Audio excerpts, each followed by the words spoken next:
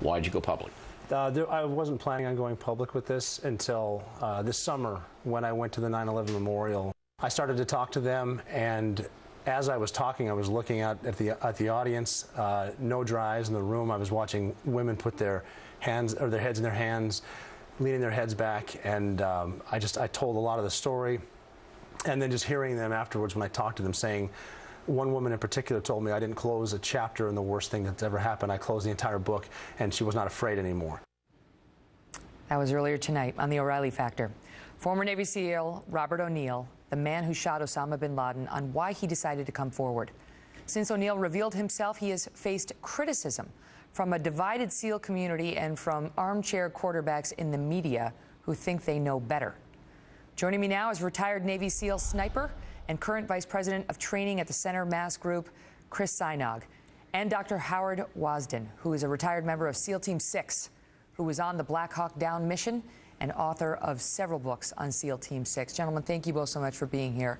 Chris, let me start with you. You've been critical of Rob. You get to say whatever you want because you were a Navy SEAL. You fought for this country. It's the media. It's the media pundits who think they know better who are irritating to listen to on this. You explain, as a SEAL who we respect, why you think this is an issue.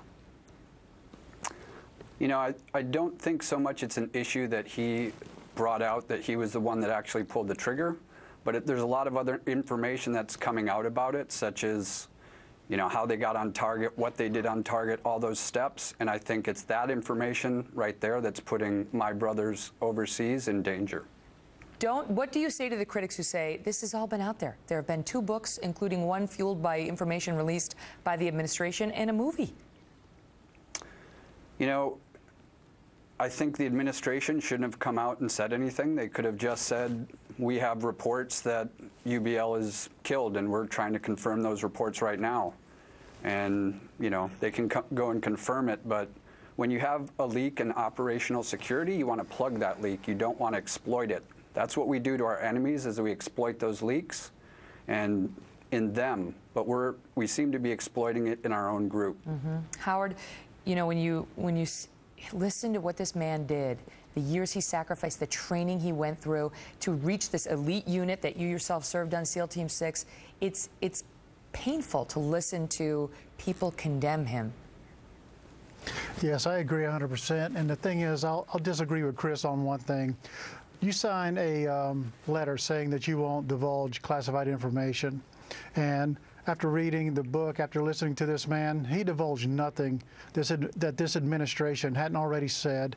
And one more thing, we make heroes here in America out of movie stars, sports figures, and then when we have a real hero come forward showing the commitment to God, country, dedication, lifestyle, you can't condemn a man for that. And here's another thing that nobody gets, except unless you've been there. There's probably a lot on his chest that he needs to get off, and I, for one, am never going to condemn him for that. I know you've written about the difficulty of, you know, re-assimilating after, especially as SEALs, what you give to the country and what you go through in all your years of service. And I don't know why. I mean, Chris, why hasn't there been more of a brotherhood behind him saying, we don't agree with what he's done here, but he is our brother. He fought alongside of us. He went on the riskiest mission, one of them at least, that we've ever had, and we're proud of him, notwithstanding our disagreement with him speaking out about it. You know, I do support what he did, and like I said, if he would have come out and just said, hey, I shot him, that would be one thing, but information like why do our enemies need to know exactly down to the minute how long it takes to get a Tier 1 asset from the United States to the middle of the Indian Ocean ready to operate? You know, that's information as a SEAL operator that I would want to know about my enemy. What do you say to that, Howard? Well, I agree with them on that, and that's why I say with the disclosure agreement, you don't give up classified information or anything that'll give your enemy an edge. However, you can do anything besides talk to this man. You can Google that. You can read a book. You can talk to Tom Clancy or anybody else, Mark Bowden, who seems to know more about our ops than we do, and get that same information. He's featured in the documentary as well. Go ahead, Howard. Yeah. The real point here is backing this man, backing this brother, and this admiral who came out and wrote the letter condemning this man and the SEALs who have written books.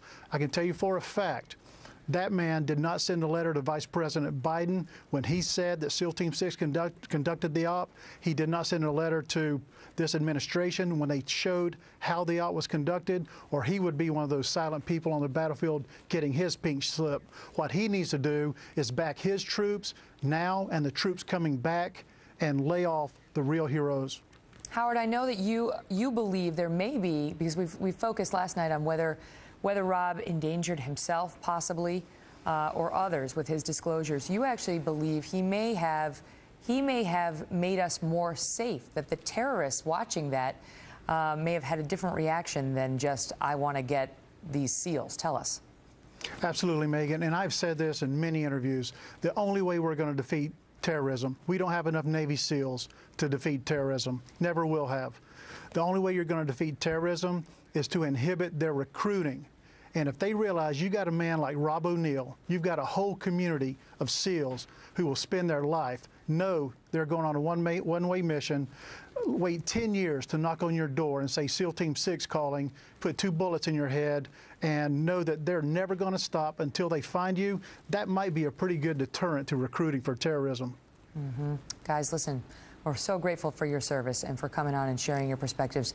I'm going to say goodbye to you, but I want to leave the audience with this clip of Rob O'Neill last night refusing to take the credit for himself. Watch. And Donnellan asked who killed him, who took the shot, and then my buddy and I were like, well, we all did. Why didn't you just say, I did it? This is not about me. My guys got one of our guys into a spot to take the shot. The analysts that found him, working for years, they deserve the credit. The pilots that got us there, the guys on the ground that physically got people into place by blowing up doors, breaking down stuff, moving, holding security, and then finally someone gets a shot. This wasn't just, definitely it wasn't me. It wasn't the team. This was the country. This was the entire country. We were just the means to an end. Wow. Up next, while the Navy SEALs this week got a new round of well-deserved credit for killing bin Laden, thousands of military officers are being quietly fired right now.